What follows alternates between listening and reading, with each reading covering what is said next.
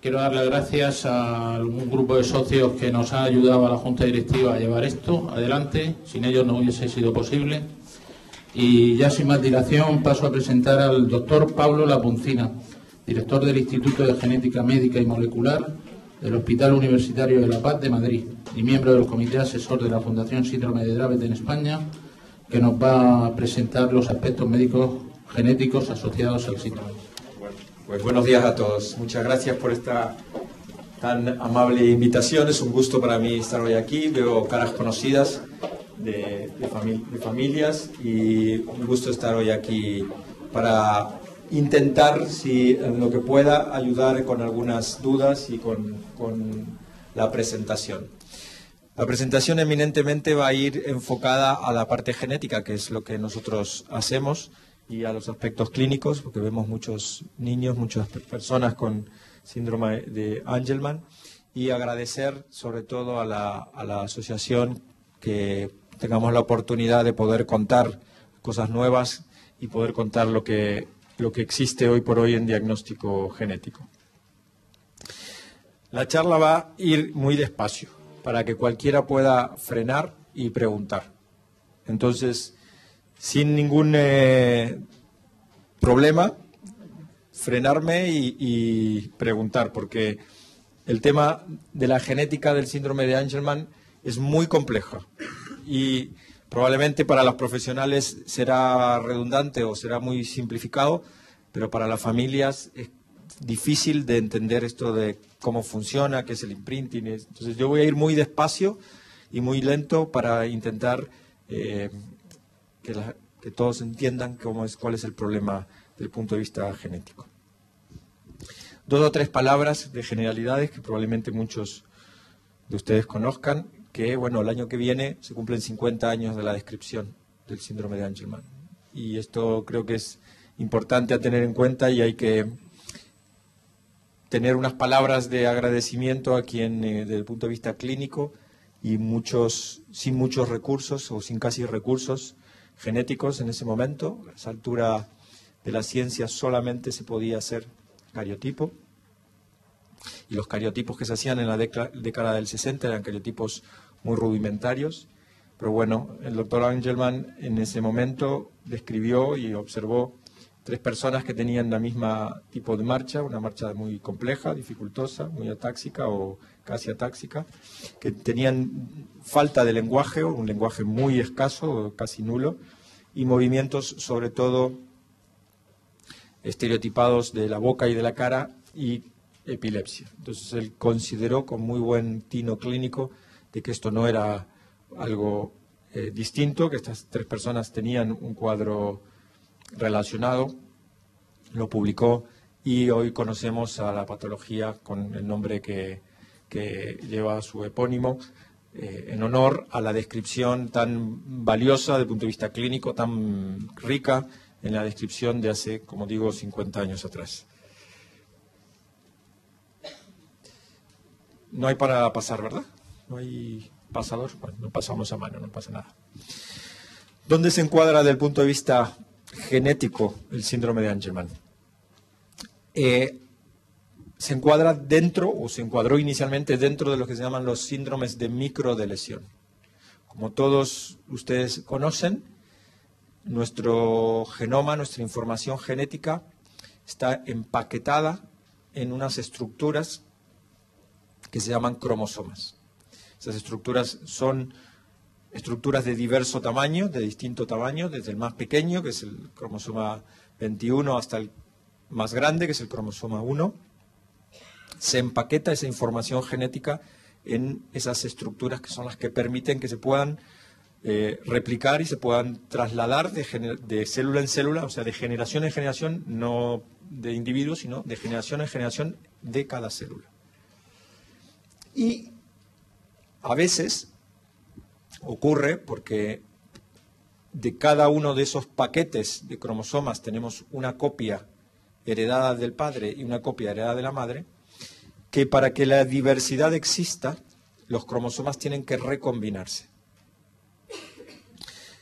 Y en esa recombinación se basa en regiones muy similares dentro de cada uno de los cromosomas, para lo cual dentro de una célula, imaginarla desde el punto de vista tridimensional, en el cual los cromosomas empaquetados están fluyendo por toda una esfera que es una célula, tienen que encontrarse un cromosoma con otro del mismo número y tienen que aparearse en regiones que sean homólogas. Como las regiones son homólogas, en inglés o la sigla se llama LCR o Low Copy Repeats, significa regiones que tienen alta homología, pero muchas repeticiones iguales. Esas regiones que son muy parecidas se unen y intercambian material.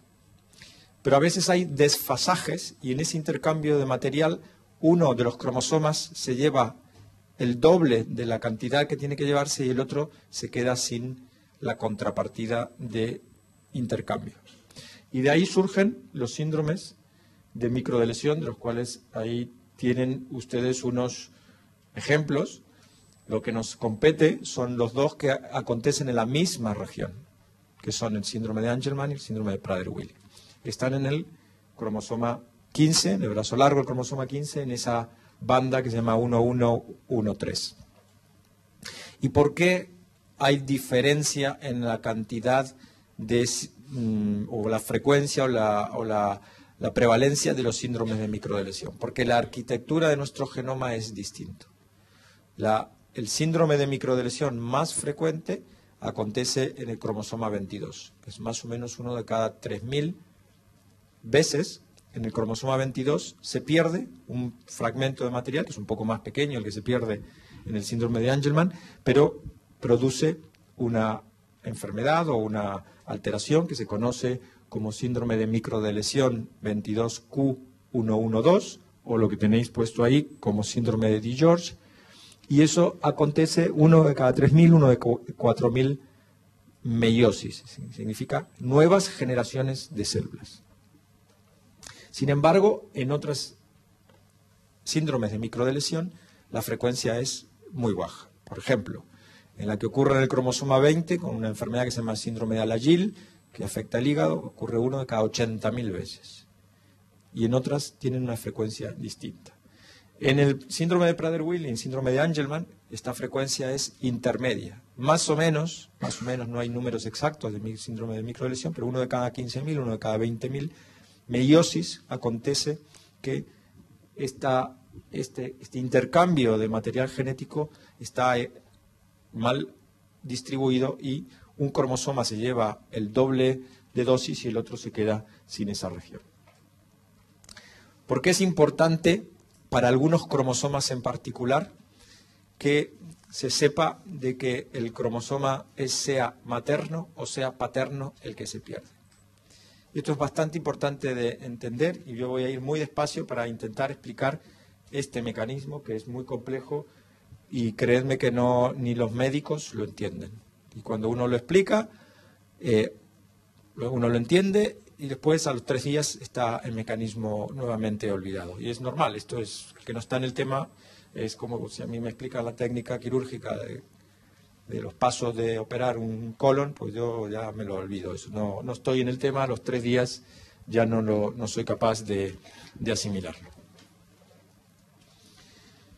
Entonces, el punto importante de por qué importa si es paterno o materno es un coco de la genética que se llama impronta genética o imprinting genético o imprinting genómico.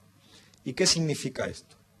Esto significa o implica una modificación específica que tienen algunos genes que no cambia el alfabeto, la secuencia de información genética, sino que es una modificación posterior que tienen los nucleótidos en esa región. Luego lo mostraré con un ejemplo que por ahí ayuda a no entenderlo, pero sí a recordarlo. Y la expresión de esta región, de estos cromosomas, depende del progenitor. Voy a ir muy despacito y lo voy a decir muchas veces, pero vamos por partes. Nuestra información genómica, tenemos más o menos unos 23.000, 24.000 genes. redondeando 25.000. 25.000 genes que heredamos, una copia de nuestro padre, una copia de nuestra madre. De toda la información genética la tenemos por duplicado. De algunos genes en particular lo tenemos por triplicado, cuadruplicado, quintuplicado, sextuplicado. Hay más copias de ese gen. Pero son circunstancias muy excepcionales. Por ejemplo, el gen de la amilasa, que es la amilasa salival, que es la que rompe las cadenas de almidón de los azúcares. Uno puede tener 4 copias, otra persona 6, otro 7, otro 9. Y eso es un mecanismo que ha tenido la evolución humana para romper las cadenas de almidón conforme fue cambiando la alimentación durante los miles y miles de años de la evolución. Pero lo habitual es que haya 2 copias de cada gen, de información genética. Y para el 99,9% de los genes, da igual si la copia que está funcionando es la paterna o la materna. Me explico. Nosotros ahora tenemos miles de genes funcionando en este momento que nos permite estar no solamente vivos, sino pensar, hablar, movernos, pestañear, etc. Para cada una de esas funciones tenemos una copia paterna y una copia materna. Y créanme que da exactamente igual para el 99,9% de esos genes que estén funcionando los 2 genes, o sea, el paterno y el materno a la vez, que funcione solamente el materno, que funcione solamente el paterno, o que los lunes funcione el materno y los martes el paterno, ¿no? Siendo una tontería. Da igual, es exactamente lo mismo. Pero, para un número muy pequeño de genes, que en el humano son aproximadamente 70 y tantos. En el ratón son 100 y algo. Pero para el humano, 70 genes necesitan obligatoriamente que funcione o el materno o el paterno, porque si no hay problemas. Entonces esto es como, cada gen es como si fuese una carretera. Tenemos aquí cerca la carretera de La Coruña, por ejemplo. La carretera de La Coruña tiene 2 carriles. Uno que va Madrid-La Coruña y otro que viene La Coruña-Madrid.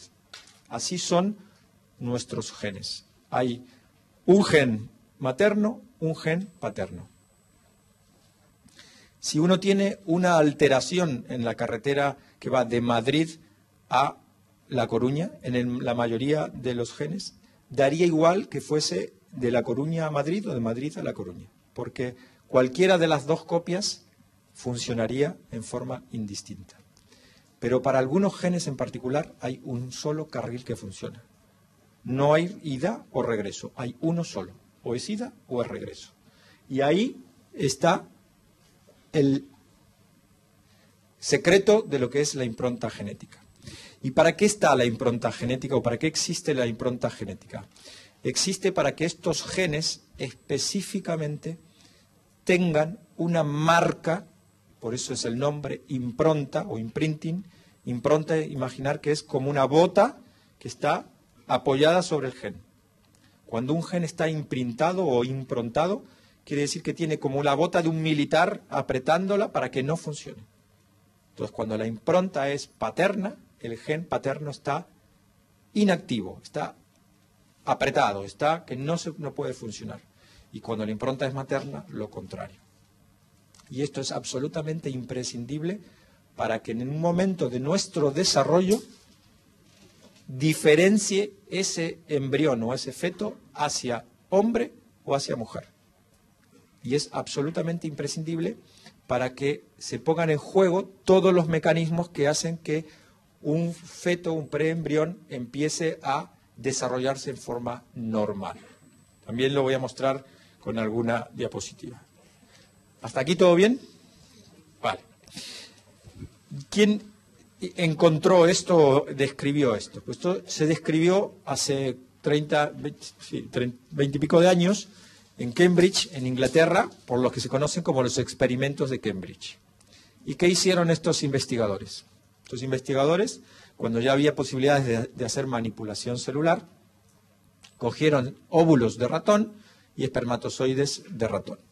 Lo que hicieron con el óvulo de un ratón, de una ratona, en este caso preestimulada y prepreñada, le quitaron, una vez fertilizado, el pronúcleo masculino. Fertilizaron inmediatamente con un espermatozoide, pero le quitaron los cromosomas masculinos. E inmediatamente le inyectaron cromosomas femeninos. Todos sabemos que el óvulo lleva la mitad de la información genética. No lleva los 46 cromosomas, lleva 23, uno de cada par, para cuando es fertilizado por el espermatozoide, completar el juego de 46. Pero estos investigadores lo que demostraron, y muy brillantemente, es que no es que se necesitan solamente 46 cromosomas. No es que se necesitan 2 juegos de cada cromosoma. Se necesitan 2 juegos de cada cromosoma, pero siempre uno paterno y uno materno. Porque si yo pongo 2 juegos de cromosomas maternos, no hay un feto normal. Si uno pone 2 juegos de cromosoma materno, lo que está especificado aquí, lo que aparece es un embrión que es más o menos normal con una placenta anómala.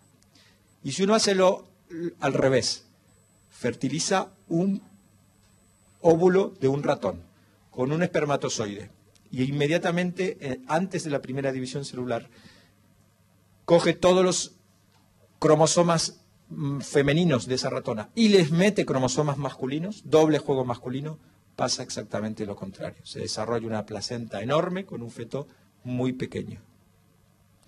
Por lo tanto, estos experimentos de Cambridge lo que demostraron es, no solamente se necesita un número normal de cromosomas, sino se necesita que los cromosomas tengan origen paterno y materno. Y un poco más adelante se demostró de que esto es verdad, pero no para todos los cromosomas. Yo puedo tener ahora perfectamente 2 cromosomas 21 de mi madre o de mi padre. Podría tener una vida normal, pero no podría tener 2 cromosomas 15 de mi madre o 2 cromosomas 15 de mi padre. Es decir, hay algunos cromosomas que no toleran que sean de padre o de madre y otros que sí toleran que puedan ser exclusivamente de padre y de madre. ¿Y cuáles son esos cromosomas?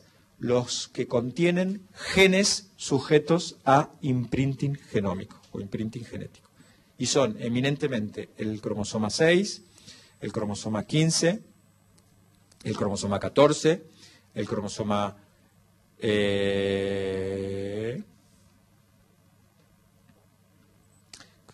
7, tiene las regiones del Silver-Russell, lo dije el 15, lo dije el 14,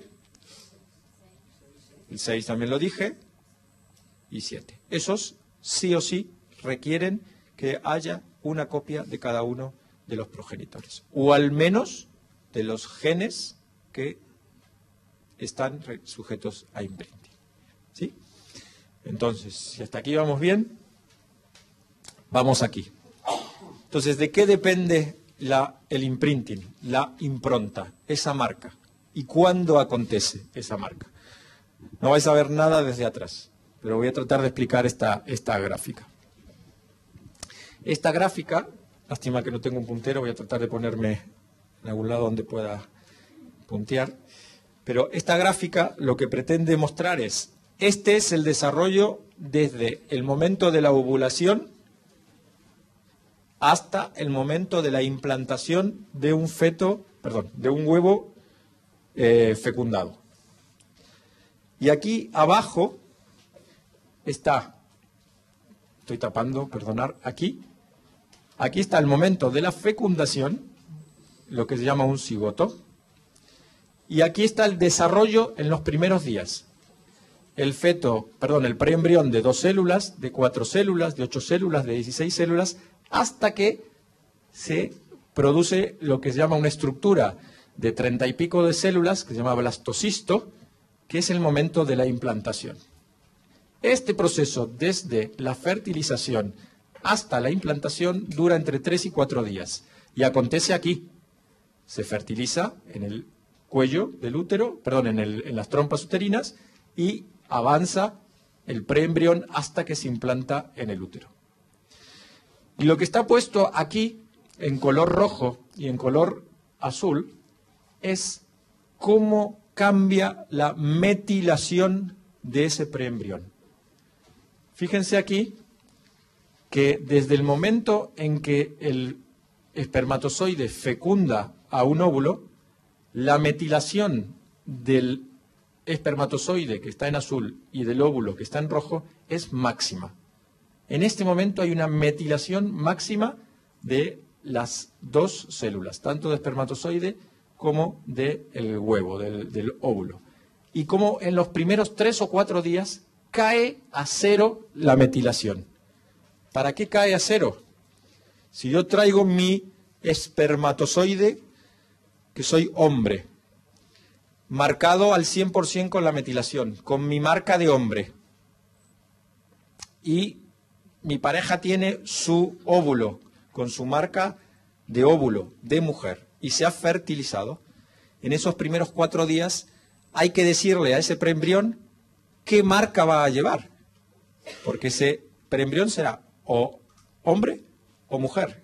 Si yo dejo la marca de 100% de hombre y tiene cromosomas femeninos, mala cosa, y viceversa. Por lo tanto, lo que hay ahí es un blanqueo total de la metilación para que luego, lo que veis subir ahí, se marque con el sexo correspondiente.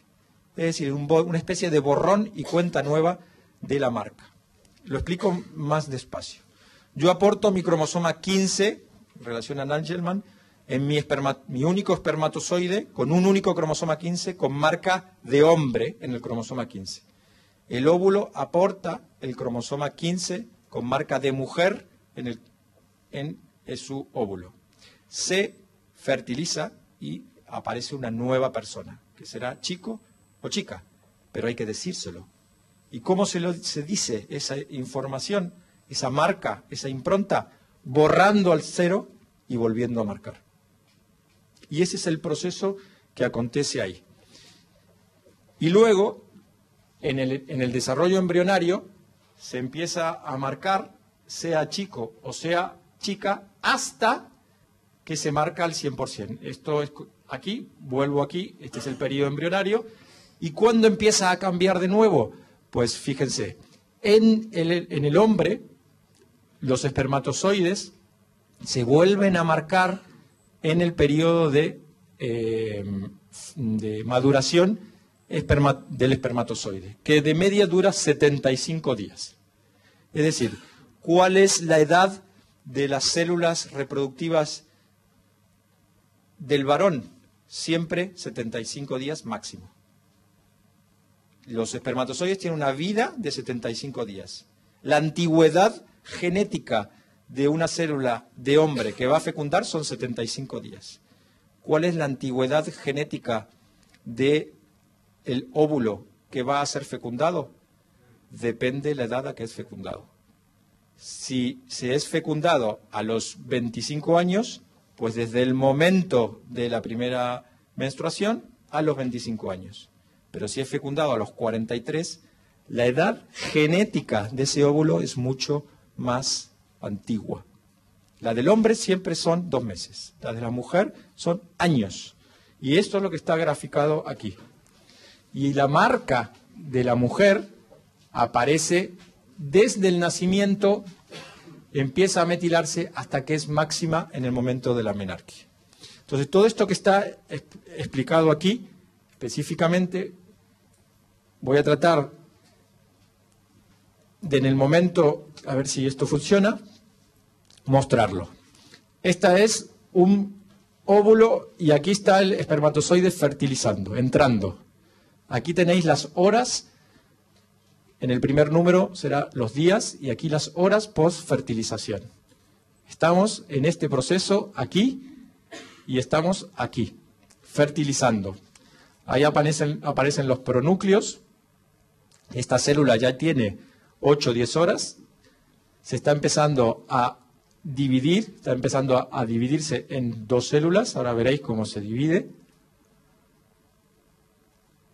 Está estamos en este proceso en el cual se está perdiendo metilación. Este preembrión está perdiendo metilación. Está borrando la marca que traía del padre y de la madre para ponerla a 0 y volverla a marcar. Estamos aquí en 4 células, 8 células, 16 células. Estamos en un día o 2 días y 4 horas, acelerado. Ahora se va a cambiar la conformación y generar lo que se llama el macizo interno y el macizo externo. Del macizo externo surgirá la placenta, del macizo interno surgirá el feto y el embrión. Estamos en 3 días y 4 días ahora. Aquí están las células agrupándose para formar el embrión y lo que será la placenta, y esto es lo que se llama un blastocisto. Esto luego se puede biopsiar, que es lo que se biopsia para hacer un diagnóstico genético preimplantacional, y el macizo celular interno se queda con el feto y con la placenta. ¿Vale? Entonces, en ese proceso que visteis ahí acelerado de 5 días, se borra toda la marca de metilación. Ahí es donde acontece el problema de la metilación en la mayoría de las enfermedades por imprinting. No hablo cuando existe una microdeleción.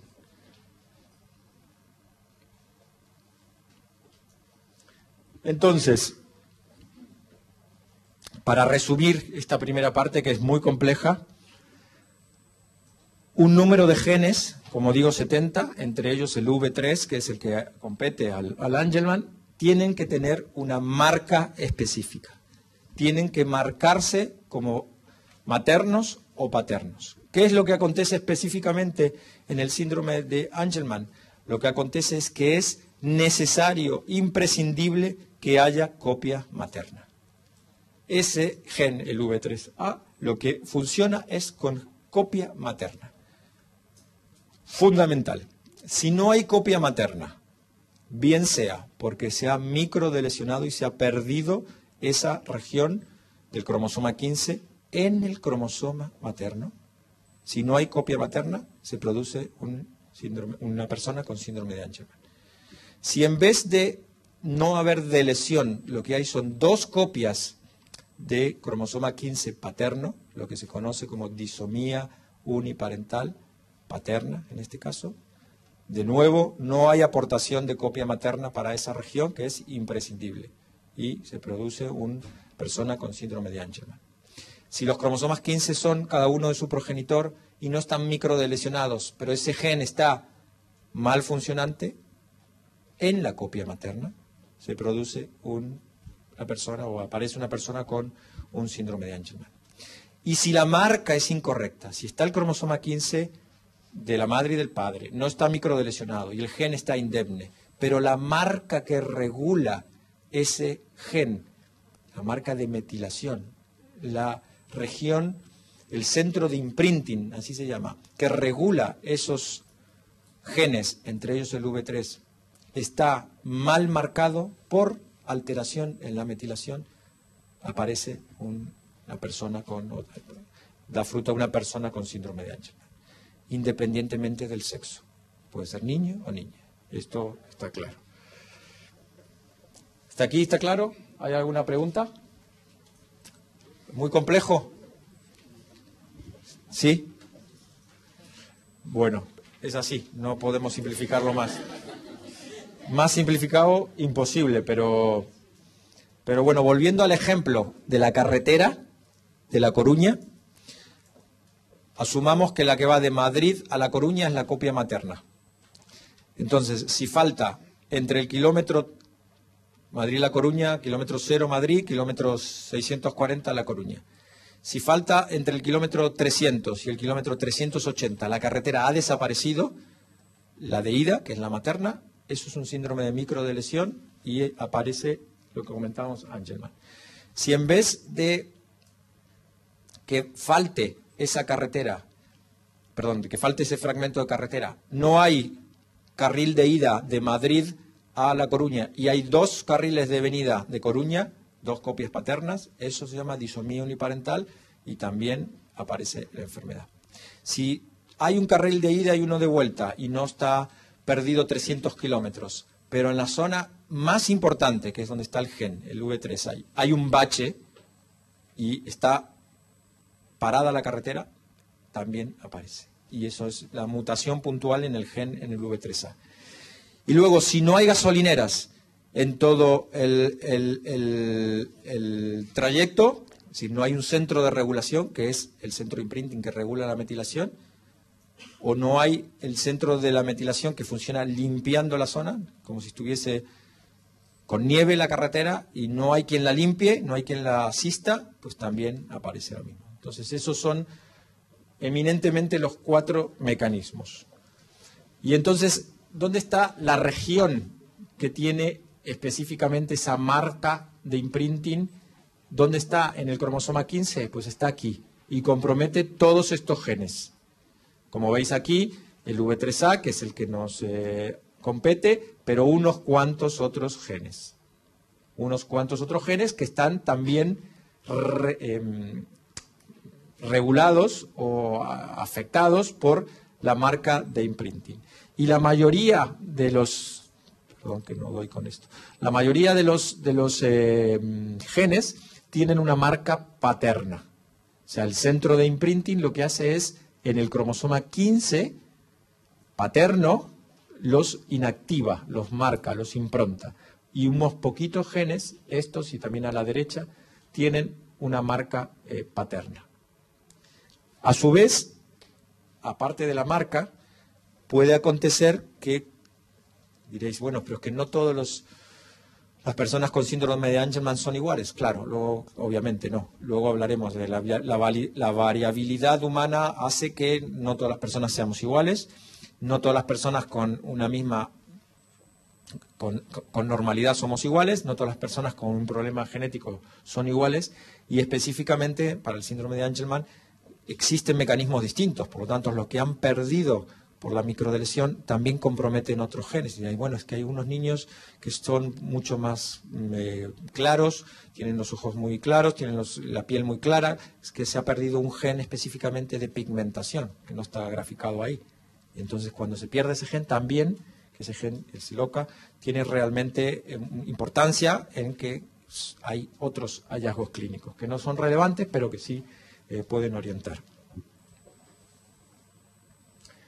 Vale, entonces, ¿cómo funciona el imprinting a nivel de la marca?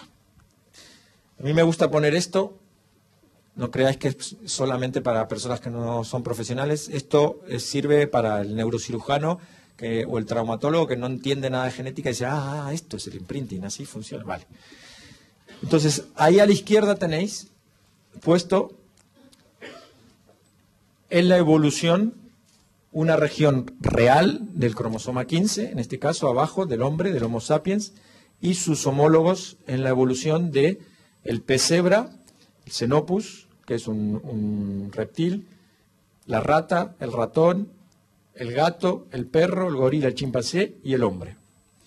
Entonces veis que lo que ha acontecido en la evolución de esa región específica, que ya digo, esto es del cromosoma 15 en el hombre, pero en el pez cebra está en otro cromosoma, en la rata está en otro cromosoma, pero son regiones que se llaman sinténicas, es decir, homólogas. En el hombre está en el cromosoma 15, pero en la rata puede estar en el cromosoma 4, pero funcionan igual. Entonces la evolución ha hecho que este nucleótido, esta citosina de esta región, se ha mantenido en toda la evolución. Es decir, que para esta región específica de esta parte de nuestro genoma, este nucleótido es igual en el pez cebra que en el hombre. Luego debe tener importancia, si no ha cambiado en millones de organismos evolutivos. Fijaros que la C, la guanina, también está totalmente conservada. Y lo importante es que está puesto, digamos, esta región a propósito, porque la metilación acontece en un solo nucleótido. Es decir, la marca que se le da a nuestro genoma, de los 4 nucleótidos que tenemos, son la A, la C, la G y la T, solamente se marca en las citocinas, en las C. Y esto implica que nuestra marca basal es más o menos del 4-5%. Entonces, si yo pudiese ahora, ¿qué se puede hacer? Medir cuál es mi metilación global, vería que si analizo todas las citocinas, más o menos el 5% tienen una marca por encima. Si yo las leo citocinas a todas, pero el 5% tienen una marca por arriba, que es lo que quiere significar ese puntito. Y esa marca por arriba, en la jerga científica, se llama modificación epigenética. Por eso se dice que es por encima de la genética. Si uno lee la secuencia, es igual. Si yo veo ahí, es todo igual. Pero una de esas citocinas, algunas de esas citocinas tienen una marca de metilación, que es lo que pretende ese puntito. Y entonces, siguiendo con el ejemplo, fijaros que en la evolución, las timinas estas, que en el pez y en el Xenopus está presente, en los mamíferos ha cambiado a una citosina. Y esta T, que también está en los anfibios y en el pez, ha cambiado a una guanina en los mamíferos. Y en la rata, y en el ratón, y en el perro, y en todo, esta es una C, pero sin embargo, en los mamíferos, o en los homínidos y en los simios, esto es una T. Y ha cambiado. Entonces, fijaros que esta secuencia y esta secuencia de esta región del cromosoma 15 es idéntica en el gorila, en el chimpancé y en el humano. Idéntica de lectura. Se escribe igual en el alfabeto genético. Pero, como veis, en el hombre esos dos nucleótidos los tenemos metilados. Sin embargo, los otros mamíferos superiores no lo tienen metilados. Y ahora vamos a ver qué implicancia tiene esto. Entonces, ¿alguien sabe cuál es la diferencia entre la información genética de un chimpancé y un humano? ¿Cuánto somos distintos desde el punto de vista genético entre un chimpancé y un humano? ¿Quién diría? ¿Cuánto? A ver, se aceptan valores. ¿Cuántos somos distintos? ¿50% distintos somos? No. ¿10% distintos? ¿5%? 2%, menos del 2% distintos. Creo que es 1,8, 1,7, una cosa así. Fijaos que somos casi idénticos desde el punto de vista genético, ¿no? Entonces habrá algo, aparte de ese 1,5, 2% que cambie, habrá algo en la mayoría de los genes que hace que sean distintos. Y lo que hace que sean distintos específicamente para esta región es que estos genes, esta región, esta secuencia está metilada, está improntada. ¿Y qué hace la impronta? Lo que hace la impronta es que cambia la expresión del gen. ¿Qué significa la expresión de genes? ¿Qué gen se va a iluminar, se va a activar para producir una proteína y para producir una función biológica? Entonces la evolución se ha hecho cargo de conseguir un mecanismo ya no genético, que cuesta mucho cambiar en la evolución, sino epigenético para decir, yo esta información la tengo, pero la tengo reprimida. Cuando quiero la suelto, la libero, le quito la impronta y la activo, la enciendo. Y esa es la marca epigenética, la metilación, la impronta, que son todos sinónimos. Y a mí se me ocurrió, cuando esto lo estudiaba, poner el ejemplo de lo que ha pasado con la evolución del lenguaje. Fijaros qué ha pasado con la evolución del lenguaje. Y cogí una palabra al azar. Pues en este caso, la palabra clavis en latín, que como bien sabéis, en castellano tiene dos acepciones, uno que es clave, que es lo que significa clave, y otro que es llave. Y en el francés, si veis, que todos estos idiomas son todos idiomas surgidos del latín, en el francés fueron bastante conservadores y mantuvieron la C original de nuestra base, que es el latín. No solamente la mantuvieron en el francés, sino la mantuvieron en el catalán, en el aranés, en el italiano, en el portugués y en el gallego. Pero en el castellano ya la cambiamos. Aquí metimos una mutación y dijimos que de C nada y ahora que vamos a la L. Y con la L, que sigue, a clavis, a la L, pasó un poco lo mismo. Algunos idiomas la han mantenido, otros la han mutado, nosotros la recogimos. Con la A pasó un poco lo mismo y con cada una de las letras. Pero lo más importante de todo, esto que parece así anecdótico, es lo de la izquierda, ya lo conté, los tres mamíferos superiores, bueno, lo de superiores habría que verlo, pero bueno, así se llaman, gorila, chimpancé y humanos tienen la misma escritura de esa región. Y si lo veis ahí, el castellano de España y el castellano de Argentina tienen la misma escritura. Ahora, ¿qué es lo que cambia? Lo que cambia es la expresión. Con la misma escritura tenemos diferente expresión. Aquí diríamos llave, yo no sé si lo sabré decir muy bien, pero llave, o los de Valladolid dirían llave, y en Argentina se dice llave. Y específicamente se escribe igual, y se va a escribir siempre igual, excepto que ocurre una hecatombe, pero se va a seguir escribiendo igual, pero se expresa distinto. Y esto es el imprinting genómico. Esto es la marca epigenética. Esta es la metilación. Igual escritura, una marca que han sido, en el caso del idioma, 500 años y un océano de por medio, y contaminación lingüística, y en el caso de la evolución humana, necesidad evolutiva, que vaya a saber uno por qué ha surgido así, de que esa región esté en un cromosoma y en un progenitor reprimido y en otro progenitor abierto. Vamos a la clínica. Estos son niños, he puesto todos niños americanos. Estos son fotos que me cedió Jill Clayton Smith, que es una genetista inglesa, experta también en síndrome de Angelman, y me cedió fotos de personas con síndrome de Angelman.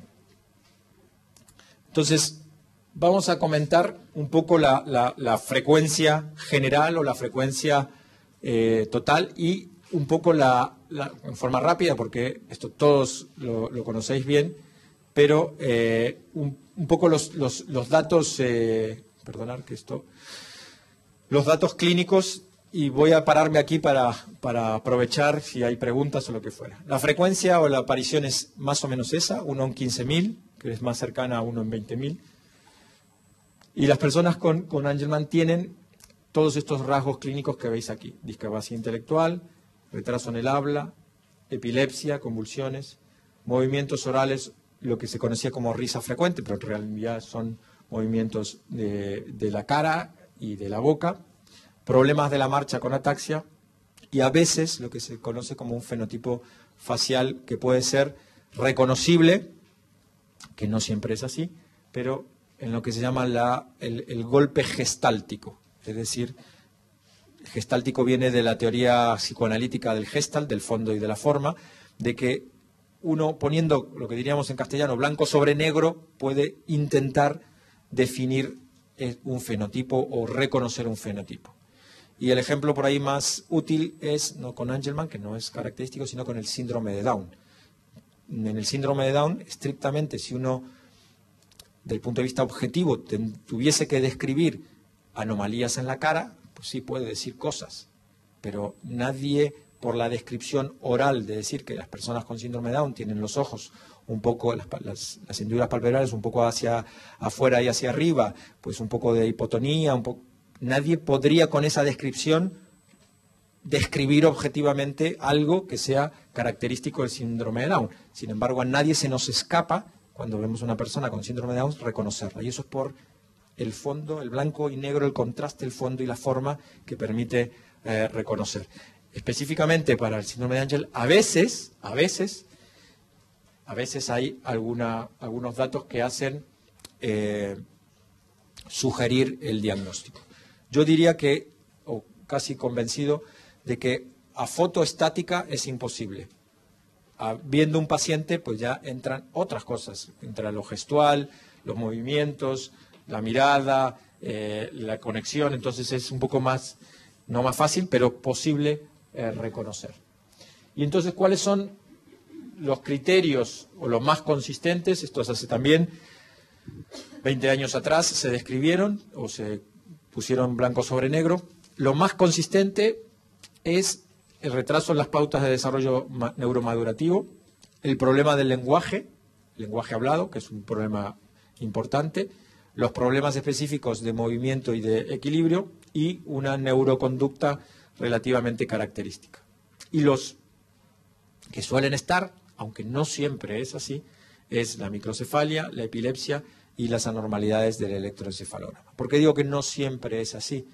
Porque hay personas con síndrome de Angelman, sobre todo los que tienen alteración en el imprinting sin pérdida, sin lesión y sin ninguna otra alteración, que no siempre hay microcefalia y que la microcefalia puede no estar. Y las personas con síndrome de Angelman que son por disomía uniparental tienen unas características fenotípicas que pueden ser distintas. No necesariamente hay microcefalia, los problemas de crecimiento pueden no estar, los problemas de la marcha pueden ser menores, pueden no haber, y es lo frecuente, las alteraciones en la pigmentación de la piel, que esto es mucho más frecuente en las personas que tienen una microdeleción. Entonces hay que ser cuidadoso y muy prudente con esto porque no es siempre fácil. ¿Cuáles son otras cosas que aparecen o que pueden estar presentes? Muy inespecíficas. Pero bueno, el occipucio plano, que es la parte posterior del cráneo, los problemas de la alimentación, los problemas del movimiento, el chewing, que se llama, de la lengua, la boca, el babeo, las conductas de la boca de mascar, de masticar, de sonreír, y todo lo que sea, o lo que es relacionado con problemas específicos de la neuroconducta, que es el problema del sueño, que a veces aparece, los problemas de la termorregulación o la hipersensibilidad, los movimientos de los brazos o los movimientos continuos, y en algunas personas, no todas, conductas que en forma aislada podrían ser catalogados dentro de los trastornos del espectro autista. Yo no soy un experto de esto, voy a dejar que luego los neuropsicólogos, si acaso, hablen de ello, pero muchas familias nos cuentan que hay fascinación por el agua correr, por abrir grifos, por encender y apagar luces, por hacer conductas que por ahí son más reiterativas y más del trastorno del espectro autista. Y aquí están las frecuencias, un poco de lo que hablamos antes de los mecanismos, o de los 4 mecanismos conocidos, que son, a la izquierda de todo y abajo, tenéis que más o menos el 70% de las personas tienen el mecanismo de la microdeleción, de perder todas estas regiones en el alelo, como digo, materno, en el cromosoma materno, más o menos el 70% pierden o se pierde esa región de recombinación que está ahí graficada como que se ha perdido. No es que el cromosoma está partido en 2, sino que se ha perdido y se ha fusionado esa región, que es de más o menos 4 o 5, depende, 6 millones de pares de bases. Luego, más o menos entre el 5 o el 7%, depende de las series, tienen lo que se conoce disomía uniparental. Como el nombre lo dice, disomía, 2 cromosomas, uniparental, de un solo progenitor. Y son 2 cromosomas frecuentemente enteros del mismo padre, del hombre, o a veces solamente de esa región específica donde está la región crítica. Más o menos también entre el 5 y el 10% hay una mutación específica en el centro de imprinting, el centro regulador de toda esa región. Esa mutación puede ser o bien una mutación genética, problemas en el alfabeto, o bien una mutación epigenética, problemas en la regulación de la metilación, aunque el alfabeto genético esté normal. Y también más o menos un 5, 8, 10% tienen una mutación específica en el gen. En las series americanas es casi el 11, el 12%, en el V3A, una mutación específica allí que afecta a la regulación.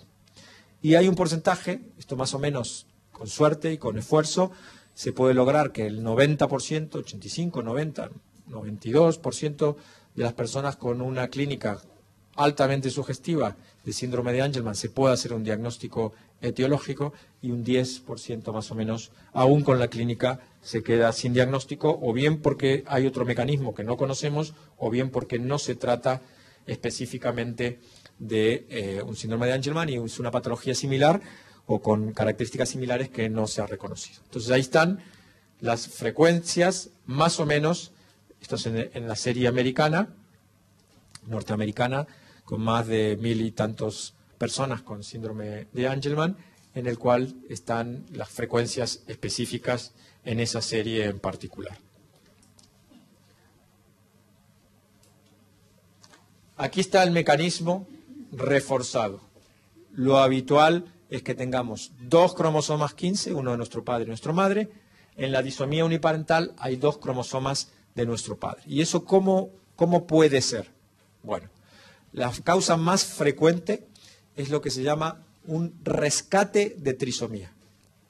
Las trisomías de cualquier cromosoma son altísimamente frecuentes en la especie humana. Por ejemplo, es el síndrome de Down, la trisomía 18, la trisomía 13, que avanzan y pueden concluir el desarrollo embrionario y nacer personas con estas trisomías. No hay posibilidades de nacer con una trisomía 15, ni paterna ni materna, porque el desarrollo embrionario hace que sea incompatible. Pero la célula, la naturaleza, se ha valido de algunos mecanismos para intentar recomponer ese problema. Entonces, las trisomías aparecen muy frecuentemente en los primeros estadios del desarrollo embrionario. En eso que mostramos en el vídeo de 2, 4, 6 células, 8 células, ahí hay errores muy frecuentemente en la distribución de los cromosomas. El 30% de los abortos del primer trimestre espontáneos son por anomalías de este tipo. ¿Qué ocurre o qué puede ocurrir? Que es lo que realmente ocurre. Es que una célula se ha dividido y ha mal dividido y ha repartido 3 cromosomas 15 en su célula hija, y eso, si avanza la célula, es incompatible. Pero la célula lo rescata, se llama rescate de trisomía. Y en siguientes divisiones, en vez de dividir 3 cromosomas 15, divide 2 y pierde 1. Lo que pasa es que no puede elegir. No puede decir, pierdo el que me sobraba. Pierde el que el azar toca. Y si había una trisomía 15, porque había 2 cromosomas 15 paternos, y luego de esos 3, que hay 2 paternos y 1 materno, se pierde el materno en las siguientes divisiones, queda un embrión con 2 cromosomas 15 paternos. Y ese es el mecanismo por el cual se puede producir la disomía uniparental. Se llama rescate de trisomía y es relativamente frecuente cuando hay una disomía uniparental. ¿Cómo hacemos el diagnóstico los genetistas? ¿Preguntas hasta aquí? ¿Algo que queráis preguntar específicamente? ¿Cómo hacemos el...? Voy a dejar un rato largo, 30 minutos, 40 minutos de preguntas abiertas de lo que sea, ¿vale? Cuando acabo pronto para que haya ese espacio de lo que queráis, que pueda ayudar en lo que sé. Técnicas de diagnóstico. De toda la vida, el cariotipo. ¿Cuánto diagnostica? El cariotipo es una técnica que apareció en los años 60 y que específicamente ayudó para el diagnóstico de un montón de enfermedades. ¿Qué utilidad tiene para el síndrome de Angelman? Casi nula. Casi nula. Solamente y con suerte, y con mucha suerte, 1% de las microlesiones se pueden ver en el cariotipo. No se ven si uno no las sospecha y las busca específicamente con otras técnicas. ¿Cuáles son las otras técnicas? La técnica de Fish, que lo que hace es pintar una región específica del genoma y, como si fuese un imán, pegarla a los cromosomas. Si la región está, la sonda esa se pega y da una imagen luminosa. Si la región no está, la sonda no se pega y esa zona no se pinta. Por lo tanto, es un diagnóstico al revés. Cuando uno no ve una imagen fluorescente en uno de los 2 cromosomas 15, sospecha de que ahí hay una microdeleción, porque es como si fuese una barra de metal en el cual se ha perdido esa región, por lo tanto el imán no puede pegarse. Y entonces, ahora creo que hay alguna imagen que tengo que mostrarles cómo se ve una micro de lesión. Se puede hacer el diagnóstico hoy por hoy y es la técnica de elección por microarrays. ¿Qué significa esto? Es una técnica parecida, pero lo que hace es reconstruir un cariotipo en forma virtual de millones y millones y millones de puntos que están impresos en un formato que se llama matriz o array o microarray. Es muy bueno, da mucha más información, puede exactamente delimitar la microdelesión y decir que la delesión es de 2 megabases, 4, 3, o que fuera, cosa que no puede hacer el FISH. Y tiene mucha utilidad porque no solamente diagnostica el síndrome de Angelman, sino diagnostica muchas otras cosas. Cuando uno aplica una técnica de FISH y pone la marca de esa región del cromosoma 15, solamente va a ser capaz de diagnosticar el síndrome de Angelman y eventualmente el síndrome de Prader-Willi, porque es la misma región. Pero solamente eso, no va a poder diagnosticar nada más. Cuando uno aplica un microarray, y no se trata de un síndrome de Angelman, porque hay algunas enfermedades que son parecidas, pues tal vez pueda hacer otros diagnósticos. También hay posibilidades de hacer un diagnóstico por marcadores microsatélites, que lo usábamos hasta hace unos años, lo usamos ahora para saber lo que se llama la segregación paterna y materna, pero no es la primera línea de diagnóstico.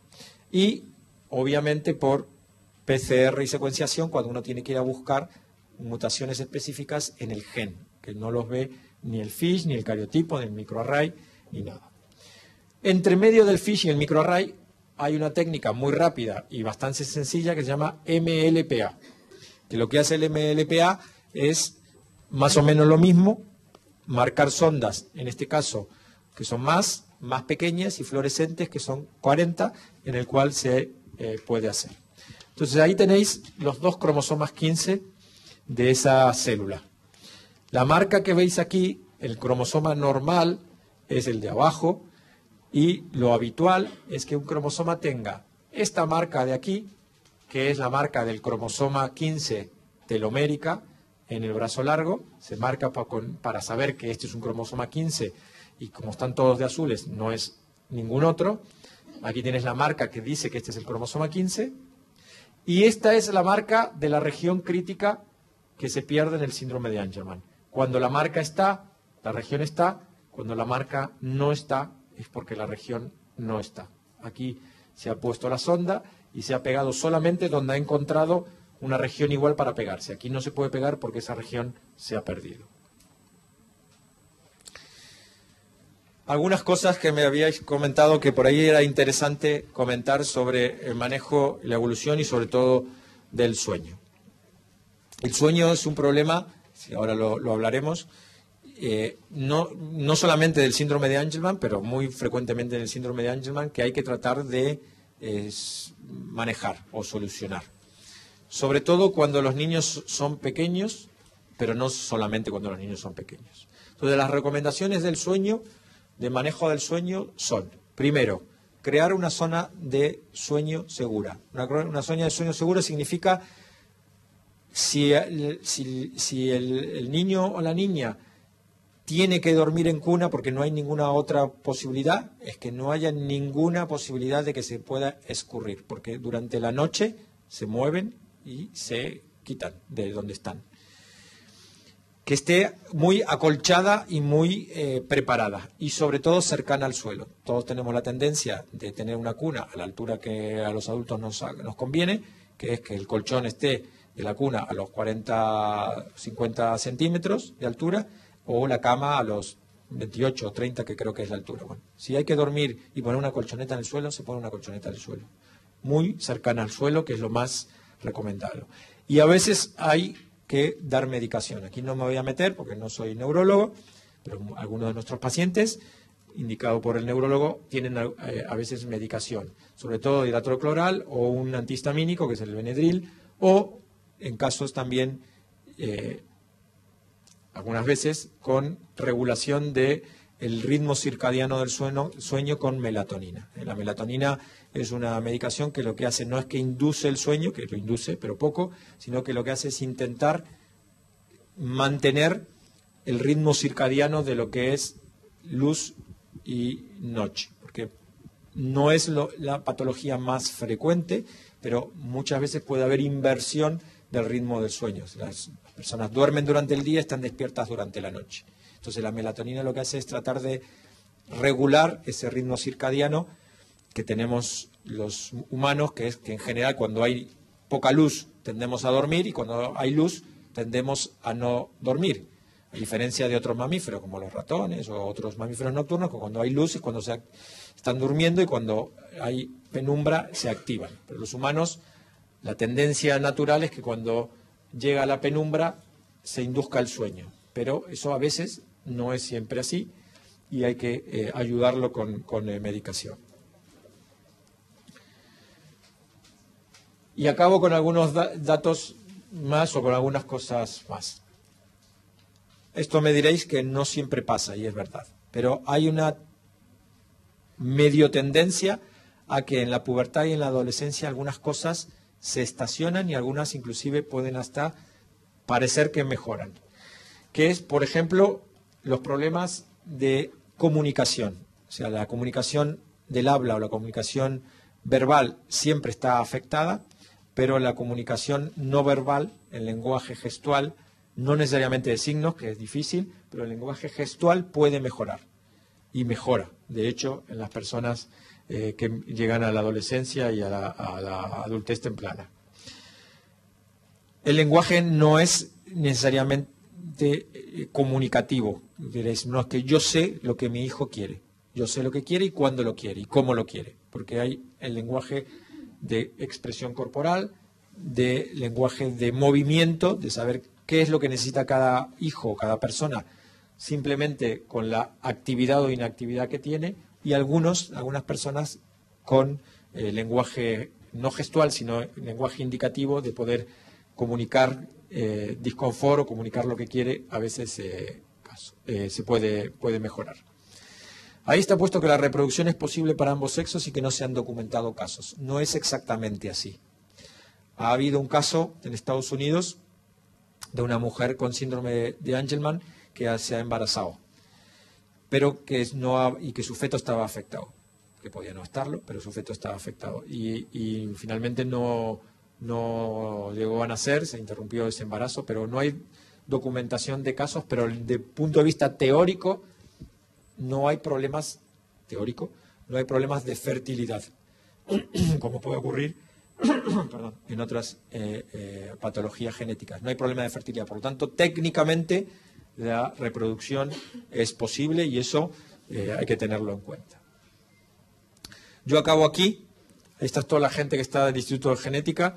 Somos 90 y tantos ahora, entre médicos, biólogos, farmacéuticos, técnicos,